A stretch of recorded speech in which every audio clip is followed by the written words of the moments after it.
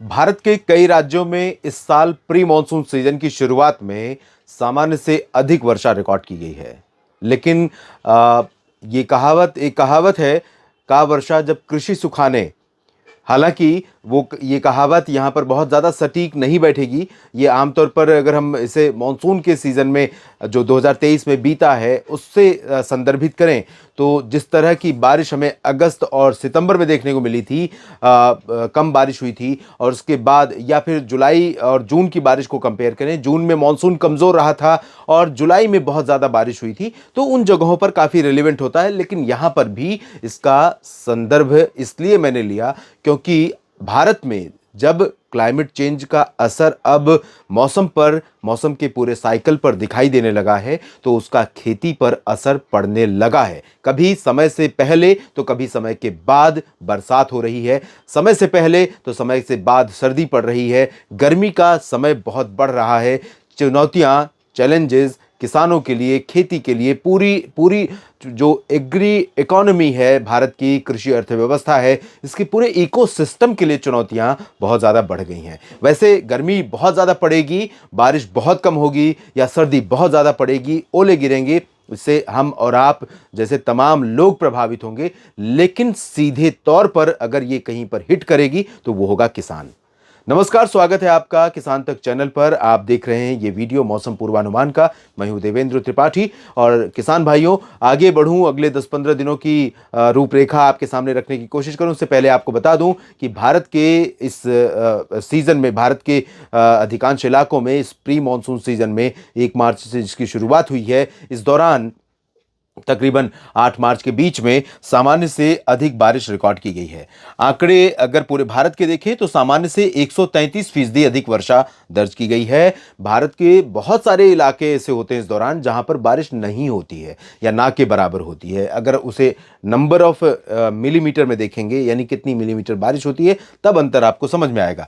4.7 की जगह पर 10.9 मिलीमीटर वर्षा रिकॉर्ड की गई है। लेकिन कई हिस्से अभी डेफिशिएंट हैं। अंडमान व निकोबार द्वीप समूह में 91% की डेफिशिएंसी है। केरला और माहे में 100%, लगभग 99% की डेफिशिएंसी। लक्षद्वीप में 100, तमिलनाडु में 100, कर्नाटक और रायलसीमा, उत्तरी तटीय आंध्र प्रदेश जिसे आंध्र प्रदेश और यनम कहते हैं, और नॉर्थ इंटीरियर कर्नाटक और गोवा, इन सभी जगहों पर 100% की डेफिशिएंसी। पीला रंग जो देख रहे हैं आप, ये लगभग 60 से लेकर 99% तक के हैं। तो यहाँ पर 98%, 99% मराठवाड़ा, विदर्भ में 87%, कोंकण गोवा में 98% की डेफिशिएंसी है। मध्य महाराष्ट्र में 52% की कमी है। वैसे बहुत ज़्यादा बारिश नहीं होती, 0.8 होती है, 0.4 रिकॉर्ड की गई है। मुंबई समेत कोंकण गोवा में 0.6 होती है, 0 रही है, बूंदाबांदी हुई है, जो कि कह सकते हैं उसे काउंटेबल नहीं है, उसे मेजर नहीं कर सकते हैं। और यहाँ पर 87% की डेफिशिएंसी है। छत्तीसगढ़ में 40% की कमी है। ओडिशा में 65% कम बारिश हुई है। और पूर्वोत्तर भारत में भी सिक्किम, उप हिमालय, पश्चिम बंगाल से लेकर असम, मेघालय, नागालैंड, मणिपुर, मिजोरम, त्रिपुरा, इन सभी जगहों पर डेफिशिएंसी है। अरुणाचल प्रदेश में भी 55% कम वर्षा रिकॉर्ड की गई है। इसके अलावा अब उन राज्यों की बात करते हैं जहां पर बारिश सामान्य से अधिक रिकॉर्ड की गई है। पश्चिमी राजस्थान 11% बारिश के साथ सरप्लस है, जो कि सामान्य की रेंज में है। बाकी सभी जगहों पर, चाहे वो गुजरात का गुजरात रीजन हो, सौराष्ट्र और कच्छ हो, इन सभी जगहों पर, इधर पश्चिमी मध्य प्रदेश में, पूर्वी मध्य प्रदेश के भागों में, पश्चिमी उत्तर प्रदेश, पूर्वी उत्तर प्रदेश और बिहार, झारखंड, पश्चिम बंगाल का गंगेय रीजन, और हरियाणा, पंजाब, चंडीगढ़, उत्तराखंड, हिमाचल प्रदेश, जम्मू कश्मीर और लद्दाख, इन सभी भागों में सामान्य से अधिक वर्षा रिकॉर्ड की गई है इस बार के प्री मॉनसून सीजन में। अंतर आप देखें तो सबसे ज्यादा बारिश इस दौरान आमतौर पर होती है जम्मू कश्मीर, हिमाचल प्रदेश, जम्मू कश्मीर और लद्दाख में 25 मिलीमीटर रिकॉर्ड की गई, 72, जो कि 185% सरप्लस है। और इसके अलावा हिमाचल, उत्तराखंड, पंजाब, हरियाणा, इन सभी जगहों पर बारिश सरप्लस रही है। लेकिन यहां पर बहुत ज्यादा बारिश वैसे होती नहीं है। और अब मैं आपको बताता हूं, एक तस्वीर दिखाता हूं, इस तस्वीर के माध्यम से आपको बताने का प्रयास करता हूं।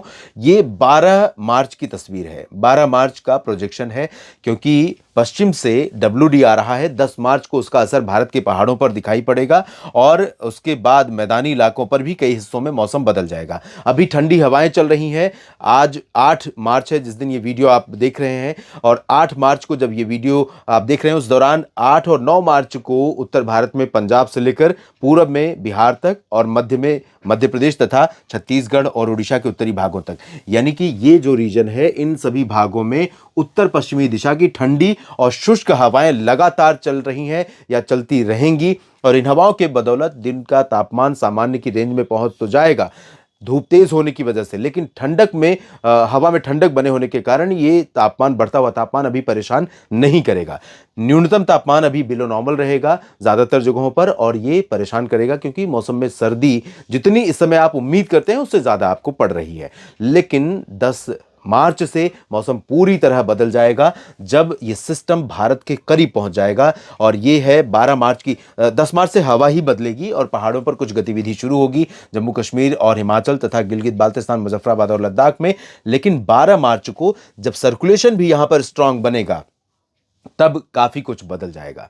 आपको मैं इस मैप को अच्छी तरह समझाने का प्रयास करता हूं। यहां पर बनेगा सर्कुलेशन। सर्कुलेशन मतलब सी से हम कह सकते हैं, संकेतिक करते हैं, और सर्कुलेशन का मतलब है एंटी क्लॉकवाइज। आप देखिए हवा कैसे घूम रही है।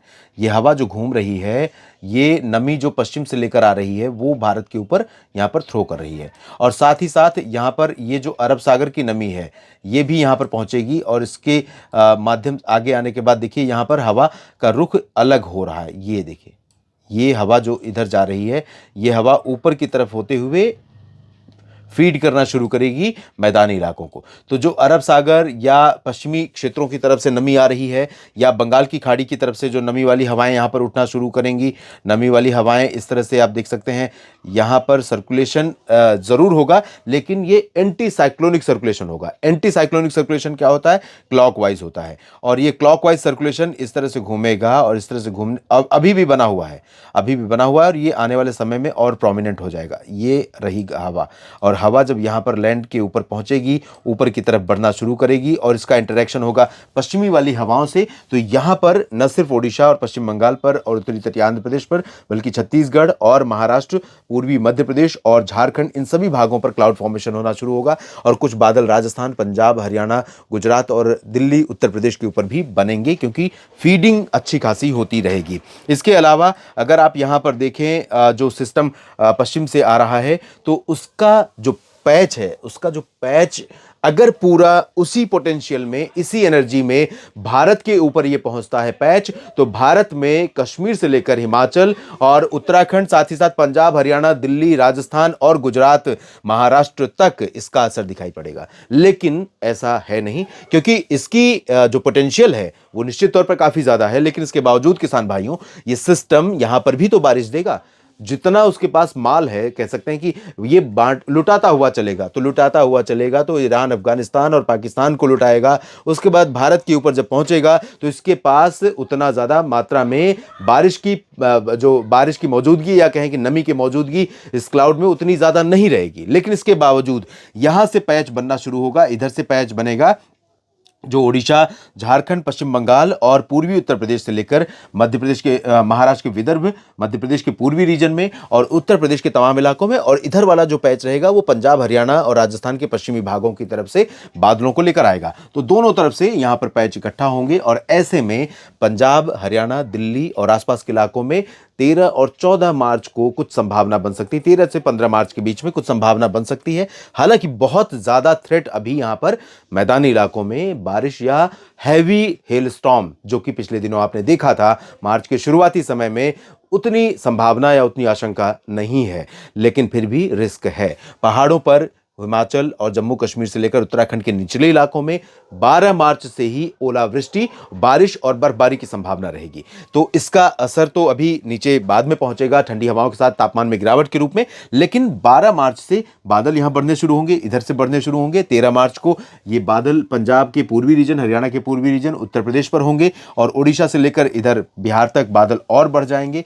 14 और 15 मार्च को पूर्वी हरियाणा से लेकर दिल्ली, उत्तर प्रदेश, बिहार, झारखंड और पश्चिम बंगाल के कुछ हिस्सों, छत्तीसगढ़, ओडिशा और पूर्वी मध्य प्रदेश, इन भागों में कुछ स्थानों पर बारिश की संभावनाएं बनेंगी। वैसे ये सिस्टम जब आगे बढ़ रहा होगा तो ये 10 से लेकर 15 मार्च के बीच में कई जगहों पर, पहाड़ों पर यह गतिविधि देने वाला है। और 15 मार्च के बाद जब सारे सिस्टम निकल जाएंगे, फिर ठंडी हवाएं आनी शुरू होंगी, तो फिर से तापमान नीचे जाना शुरू होगा। यानी कि अभी सर्दी, कभी तापमान का बढ़ना, कभी नीचे जाना, ये जो क्रम है, ये जो साइकिल है, ये चलता रहेगा। और मुझे ऐसा लगता है कि होली तक तो इसी तरह के मौसम की आप उम्मीद रखिए, क्योंकि एक के बाद एक WD नमी लेकर के आ रहे हैं और इनको साथ मिल जा रहा है नीचे से नमी के रूप में, क्योंकि यहां पर पहले से एक सिस्टम मौजूद है और यह सिस्टम कहीं ना कहीं सपोर्ट करेगा।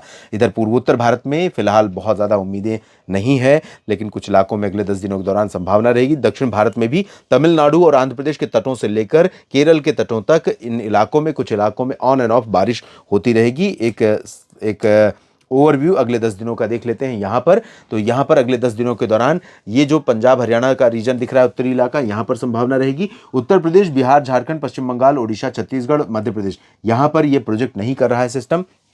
लेकिन मेरा अनुमान है कि 12 मार्च से बादल यहां से ओडिशा से लेकर उत्तर प्रदेश तक बढ़ेंगे, तो 13, 14, 15 मार्च में यहां कुछ इलाकों में बारिश देखने को मिलेगी। और पहाड़ों पर अगर बर्फबारी की बात करूं तो आप देख सकते हैं अगले 10 दिनों के दौरान जम्मू कश्मीर, हिमाचल और उत्तराखंड में कई जगहों पर बर्फ पड़ने की संभावनाएं अच्छी खासी हैं। हाँ, इंटेंसिटी पिछले सिस्टम 29 फरवरी से लेकर 4 मार्च के बीच में जो हुई है उस तरह की नहीं है, लेकिन ठीक ठाक बर्फबारी की आशंका यहां पर है। और इसके कल चलते जब ये सिस्टम आगे निकल जाएंगे तो जाहिर है तापमान फिर से गिरेगा। इस बुलेटिन में, इस वीडियो में अभी इतनी ही जानकारी। आपको ये जानकारियां ठीक लगे तो वीडियो को लाइक और शेयर कीजिए, कमेंट बॉक्स में अपनी प्रतिक्रिया जरूर दीजिए और साथ ही आप बने रहिए किसान तक चैनल के साथ तमाम खेती किसानी की बातों के लिए। अगर ये वीडियो आपको पसंद आया है तो इसे लाइक जरूर करें। अगर चैनल अभी तक सब्सक्राइब नहीं किया है तो कर लें और नोटिफिकेशन पाने के लिए बेल आइकन भी दबा दें।